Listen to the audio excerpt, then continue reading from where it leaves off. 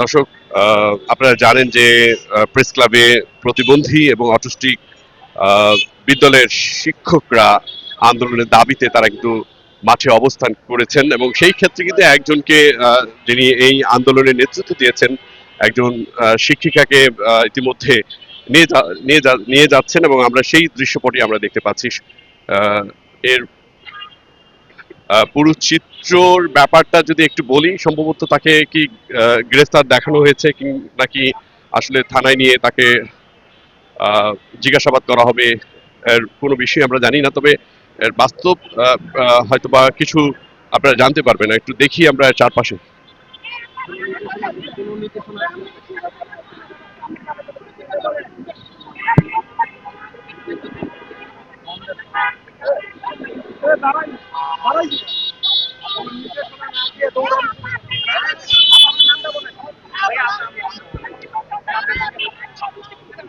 আপনার নাম কি? আমার নাম মোসাম্মদ জাহানারা আক্তার, গাইবান্ধা থেকে। নামটা কি? সরকারপাড়া বুদ্ধি প্রতিবন্ধী অটিস্টিক বিদ্যালয়, গাইবান্ধা সদর, গাইবান্ধা। আপনি এই যে আন্দোলনের সংগঠনের কোন পদে আছেন?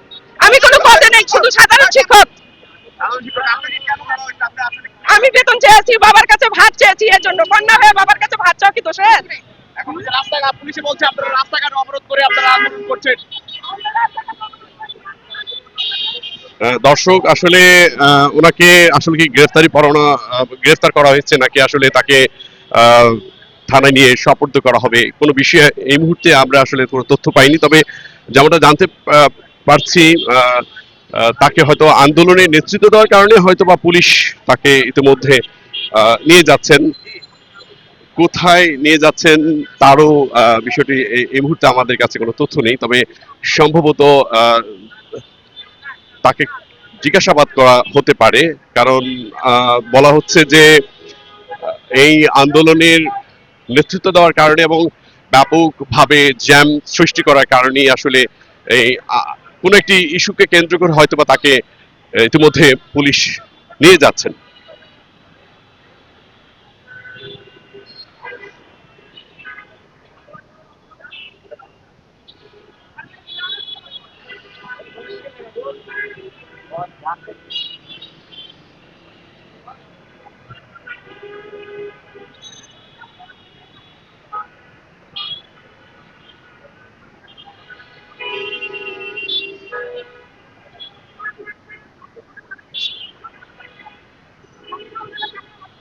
পুলিশ তো বলছে আসলে আপনাদের কয়েকজন প্রতিনিধি তাদের সাথে বৈঠক করার জন্য একটি প্রস্তাবনা দিয়েছে, আপনারা ওই প্রত্যাখ্যান করার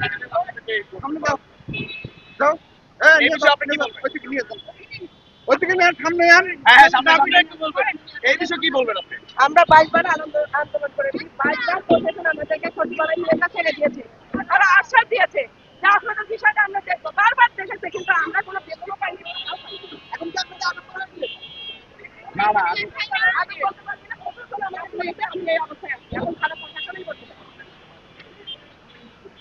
আসলে কি এখন কি বৈঠকের মাধ্যমে কি আপনাদের যে চাওয়া পাওয়া সেটি পূরণ করবে সরকার? যদি সরকার করে তাহলে আমাদের কোনো সমস্যা নেই। আচ্ছা, পুলিশ দেখলাম তাকে ছেড়ে দিয়েছে।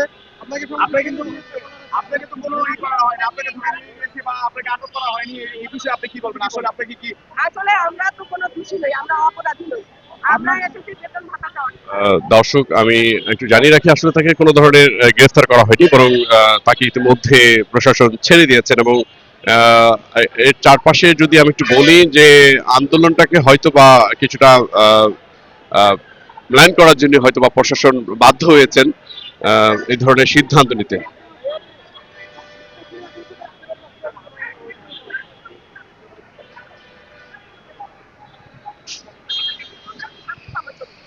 আপনারা এই যে প্রশাসন ধরছিল আবার ছেড়ে দেওয়ার কারণটা কি? আমরা 1772 বিদ্যালয়ে রয়েছি।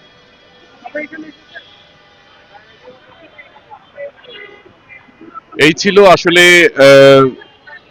5 দফা দাবির ক্ষেত্রে অটিস্টিক এবং প্রতিবন্ধী বিদ্যালয়ের এমপিভুক্ত দাবির আন্দোলনের চিত্র। ভালো থাকবেন, কোরাইশ নিউজের সাথে থাকুন। আল্লাহ হাফেজ।